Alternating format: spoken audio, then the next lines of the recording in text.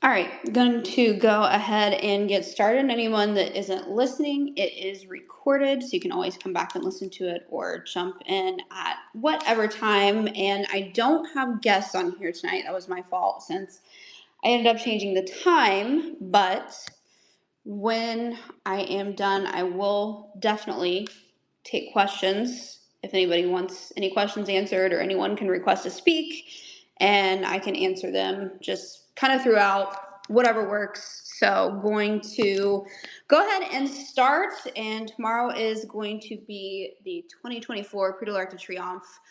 Other than the Kentucky Derby, this is, and obviously other races at Churchill Downs and stuff like that, that I'm always handicapping on a daily type of basis. This is a race I probably put the most work and effort into because it's such a unique race. It's such a fun race, and it's one of the most storied races, obviously, in the world. It's probably actually the most famous race in the world, aside from, of course, the Epsom Derby as well as the Kentucky Derby. So this is going to be the 2024 edition. One thing I will say about this year's races, this is a fantastic betting race. It's a way better betting race than the Arc has been, I think, in some of the more recent years, but it's also one of the more wide open ones that I've seen in quite some time. Of course, we had Ace Impact win last year. He was a little bit of a lower price, but he wasn't super, super low. And then Enable was one of those lower price type of favorites. Alpinista was a pretty low price. So I'm not sure we're necessarily going to see that tomorrow, because I think there's a couple of horses that are going to take plenty of money that I think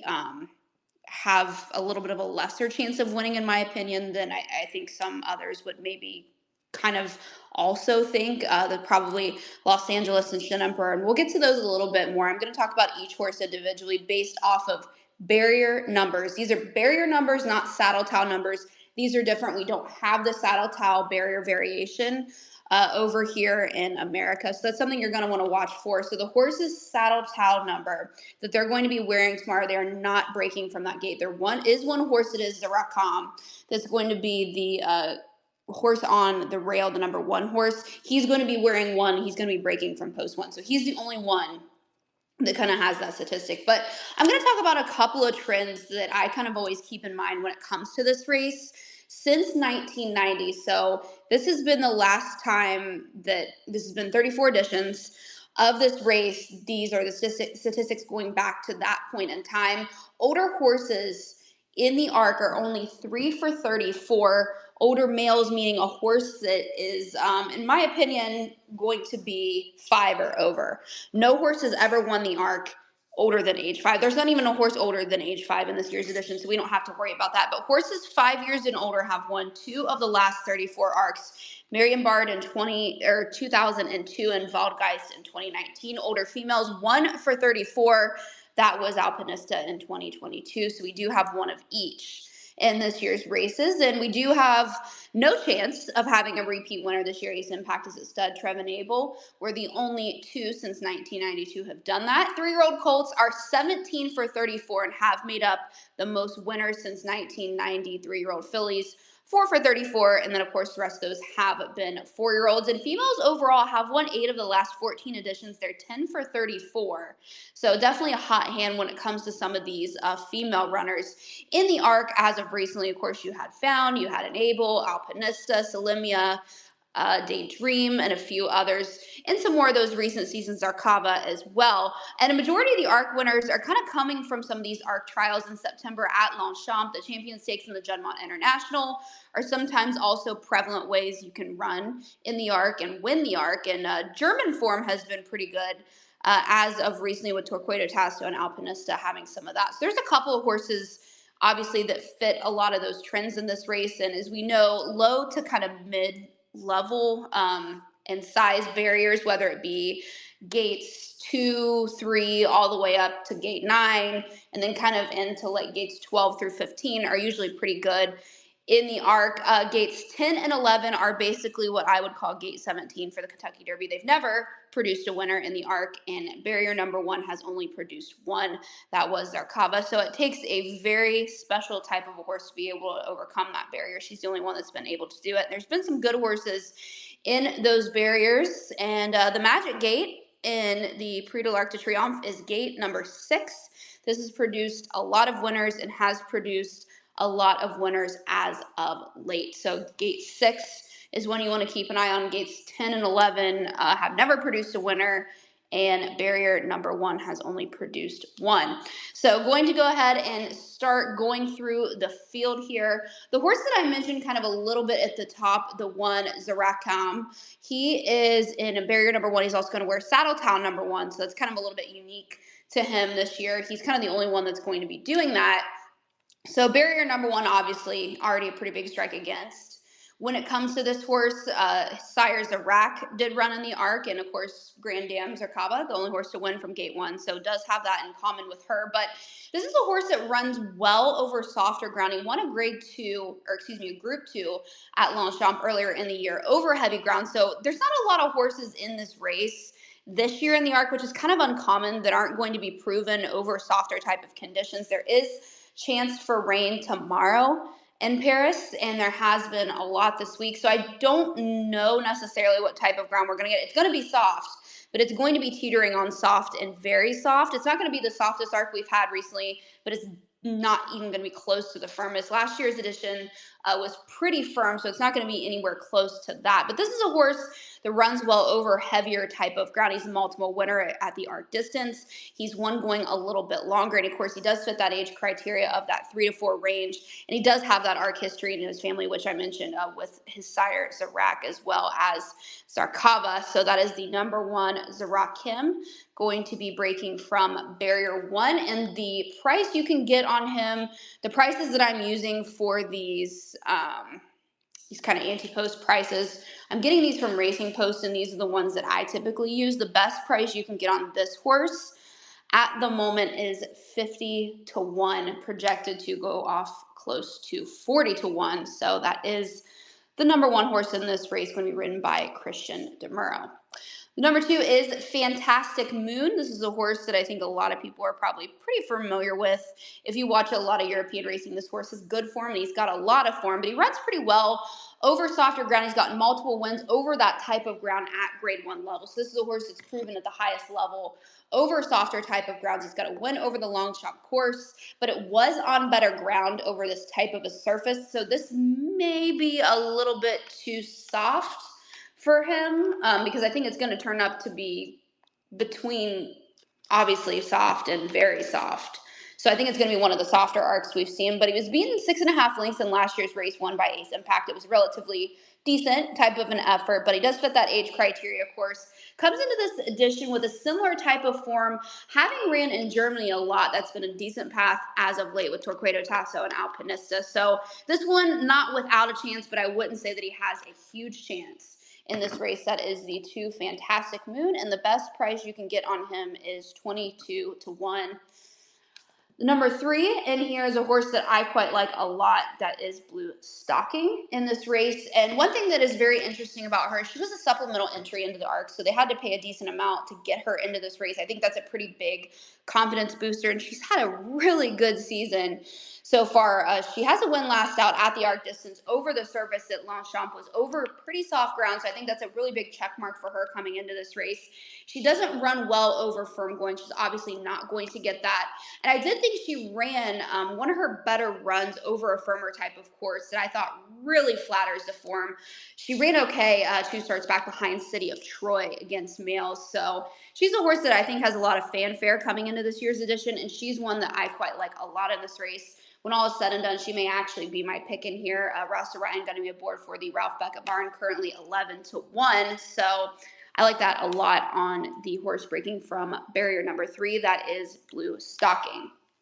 The number 4 is Aventure, See the Stars, out of a Sing Spiel mare. And this is one of the more local hopes when it comes into this year's ARC. She runs really well over softer ground in the distance. She likes the surface at Longchamp, and she ran a really good second last out behind Blue Stocking in the Prix Vermeil.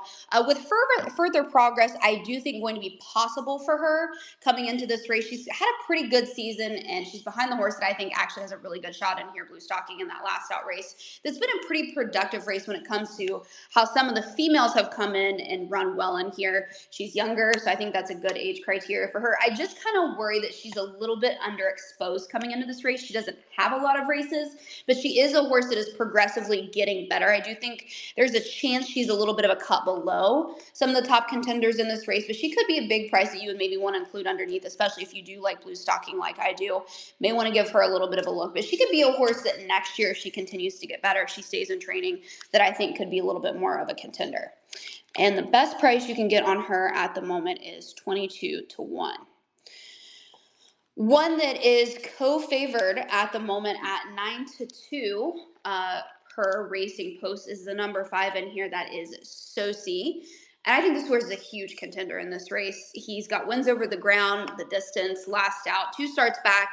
Also here at Longchamp, he won over Illinois, who's a pretty good horse for Colmore that I think could be that next leading distance horse. Behind Kiprios for the O'Brien barn. He's a horse that I think is going to really improve going into 2025. But this horse had a really good prep in that last out race here in the pre-Neal that he won really, really convincingly over a couple of horses that are going to reoppose him in tomorrow's edition of this race. And Andre Fabre, obviously an ARC master. He's got, I believe, 3 contenders in this race this year. And Sosi, I think, is probably the best one. It's not the strongest addition this year, but I think this is a horse that really has a lot of credentials coming into this race.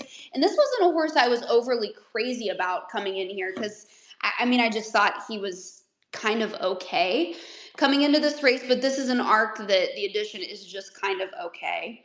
So for that reason, I think he's actually a really good fit in this race. That being said, I think the price is going to be a little bit on the shorter side for me. When it comes to him, he is co-favorite at the moment at that 9-2 price. The number 6 coming out of the most productive, barrier 6. The most productive barrier when it comes to the ARC is the 6 Servi. Runs well over softer ground and has good runs over good goings and runs well over a variety of distances and has good runs over the course at Longchamp. My only fear for her, that being said, she runs over a variety of different kinds of grounds. I do think that this ground is going to be a little on the softer side for her. She's not really firing her best over courses that are listed as very soft or heavy, which I think is probably going to be close to the condition that we're going to see tomorrow with some more rain still expected before post time. She's a little bit cut below when it comes to that form, but she could be one that you could maybe endorse to finish kind of in that 3rd or 4th type of a spot if you like, obviously, the superstition with the gate number 6 or anything like that, or just think that she's one that could improve a little bit. And the best price that you can get on her at the moment is, she is the 2nd longest shot at the moment at 66-1. Tar Marquand going to be aboard. The number 7 is Delius, son of Frankel.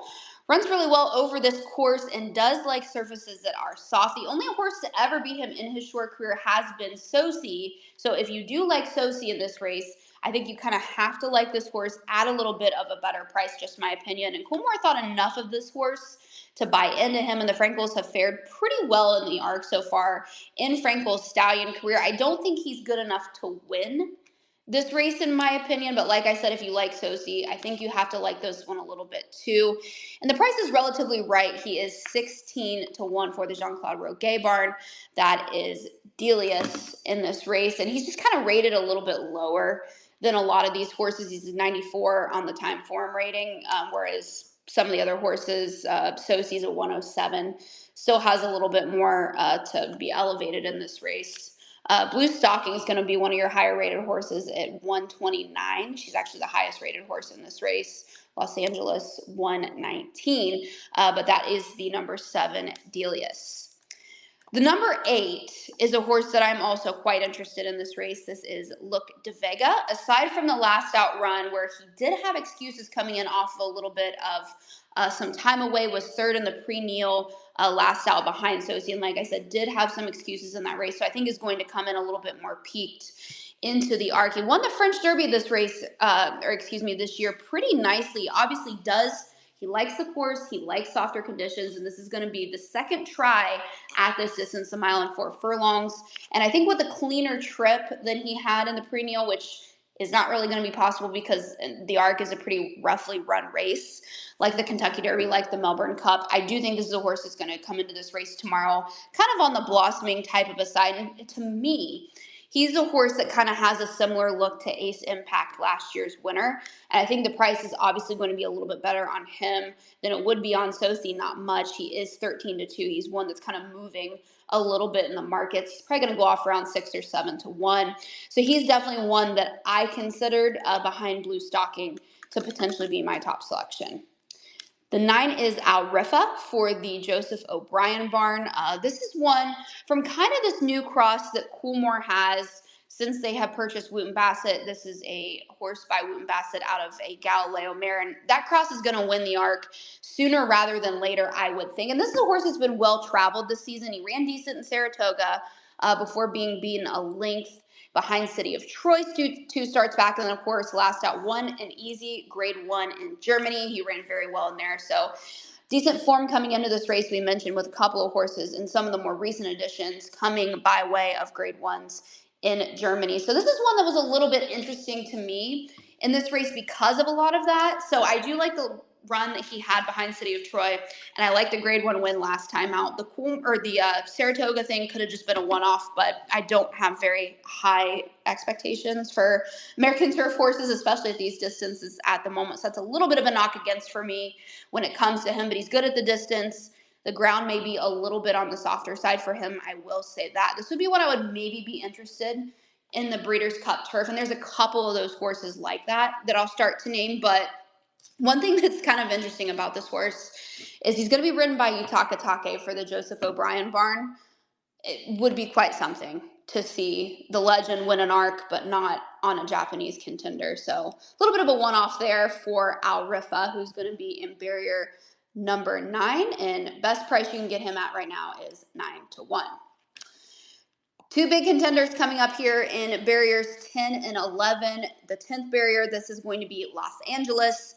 This is the leading hope for Aidan O'Brien, Ryan Moore, and Coolmore, obviously to be feared, and have won plenty of Arcs in their day. And this is a horse that's had a really good season. He's going to run over a variety of types of grounds, whether it be soft, good, heavy, firm, anything like that. He's got some good runs, too, behind some top horses that he's maybe just a cut below in City of Troy and Economics. They're obviously not in this race. Goliath isn't either, because this is a race that is not open to geldings, which is stupid, but two big names, obviously, in City of Troy and Economics that are two of the better horses on the grass in Europe. They're not in this race, so leaves kind of this race wide open. That being said, this is a terrible draw for this horse, with gate number 10 never having produced a winner in the history of this race, and there's been over 100 runnings. So this is one that I would be really interested in if Aidan O'Brien brought him over for the Breeders' Cup Turf. I'm not really sure who's going to be carrying the Coolmore barrier for the turf this year. Auguste Rodin, of course, is not coming over, so this would be one I would think would be interesting, and he is the current favorite at the moment in this race. He is 9-2, projected to go off at 4-1. So Los Angeles going to be the one that is probably the post-time favorite in this race. That's too short of a price. I don't like the draw for this horse, and there is a chance that the ground could come up a little bit too soft for him. So Los Angeles going to be one of the heavy ones here. In the Arc, number 11, or excuse me, barrier 11. I keep saying that wrong. This horse, he's not going to be wearing that number. This is Shin Emperor. This is going to be the lone Japanese contender in this race. And of course, Japan has sent over multitude of horses to run in the Arc. They've been second a couple of times. They were third and then had a disqualification with Deep Impact, who was by far the best horse they have ever sent over. This is a good horse that they're sending over. So to only have one in this year's race, I think out of all the Japanese runners, this is the right one that they ended up picking, because this is a horse that he runs over a variety of different distances. He's very talented. He's bred really, really well for this race. He's unproven over soft ground, but he's bred well for it. So I don't think he's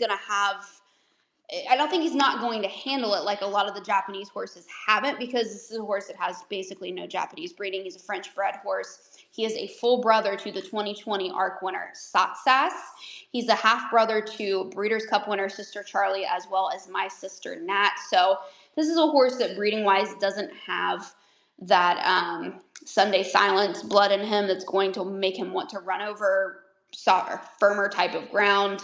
So I think he's going to, no question, handle the softer type of ground. You just have to break that curse of the Japanese runners, as well as gate number 11 never having produced a winner. So he would be one that I would be interested in a little bit more for the Breeders' Cup turf, but I still think, even with some knocks against this horse and some history to buck, I still think he's a very interesting contender in this race. And I do think that if Japanese contenders and connections are ever going to win an Arc, it's probably going to be Yoshida Yahagi, and he does train Shin Emperor. Ryusi Sakawi is the jockey aboard, so this is Team Forever Young that is coming over for the Classic next year. So if you like Shin Emperor, I do as well, but he does have a little bit of some history to buck. He is 13-2, projected to go off at 7-1 in tomorrow's race. Barrier number 12, this is Savina's Knight. This is a horse by Camelot that runs pretty well over soft ground, is a strong stayer. The arc distance is kind of a little bit on the shorter side for this horse. We do have horses that are kind of a little bit more of those stayer types that do run in this race. I know Kiprios was a potential for this race, but obviously won today in impressive fashion, so he wasn't one that was ever going to turn up.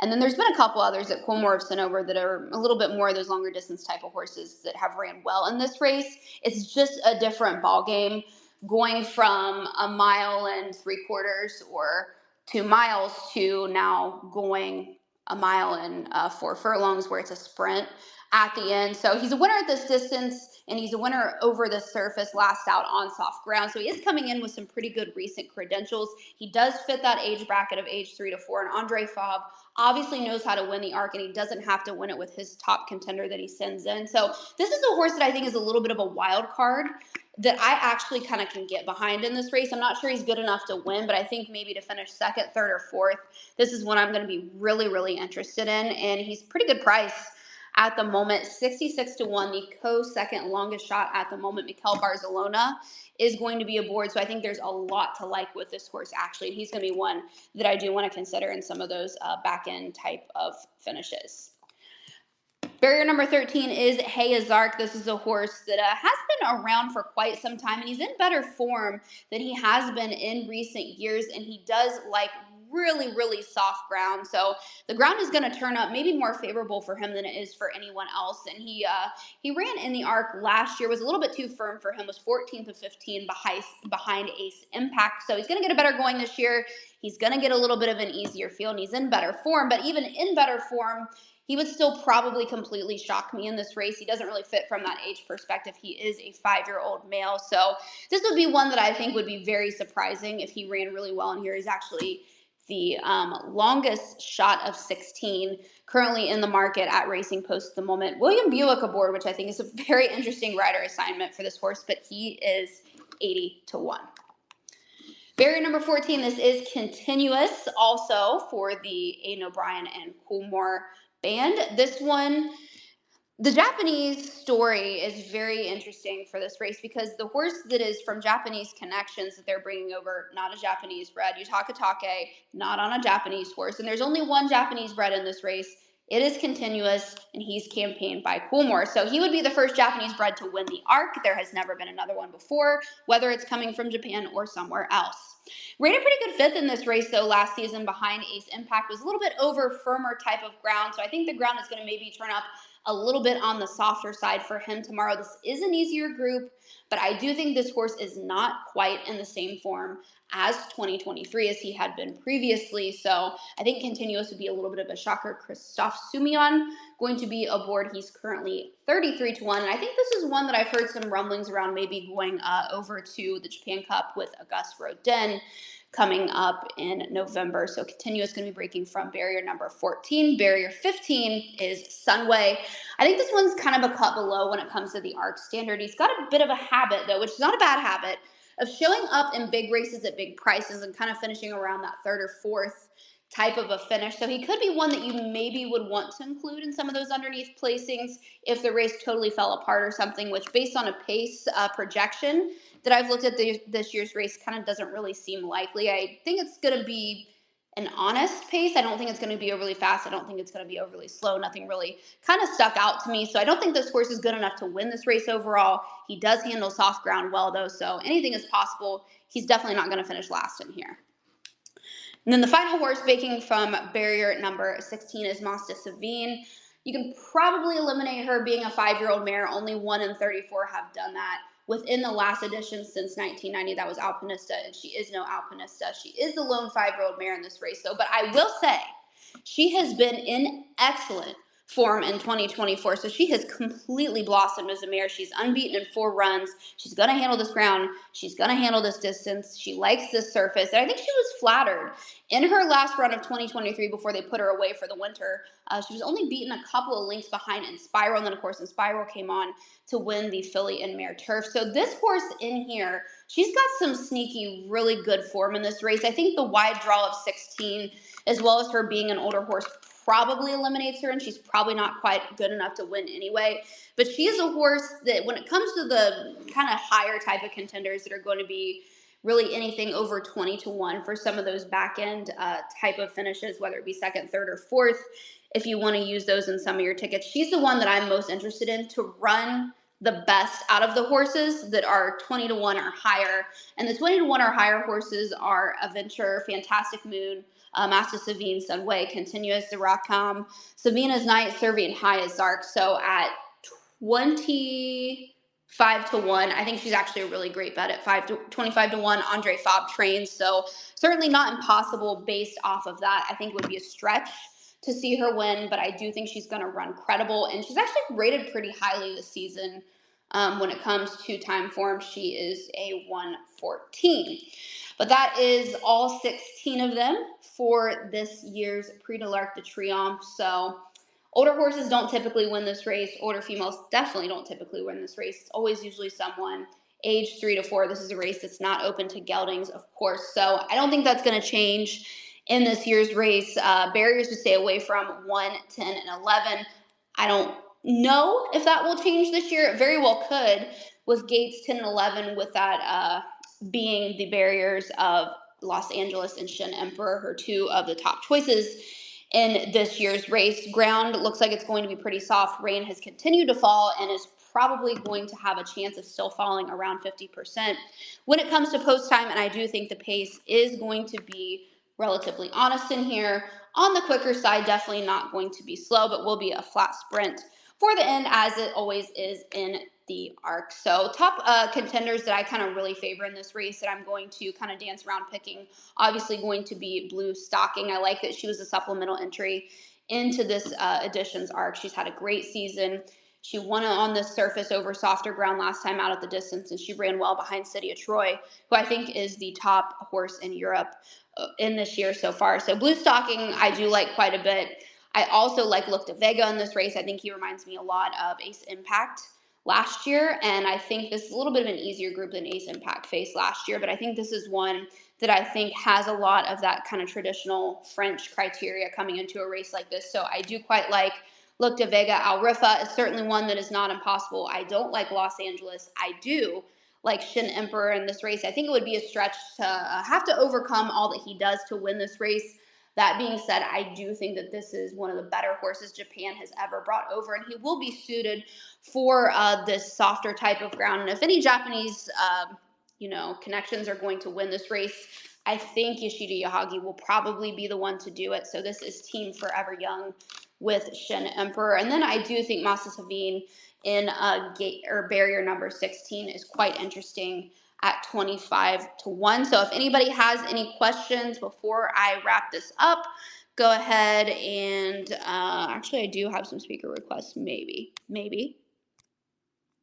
actually maybe not.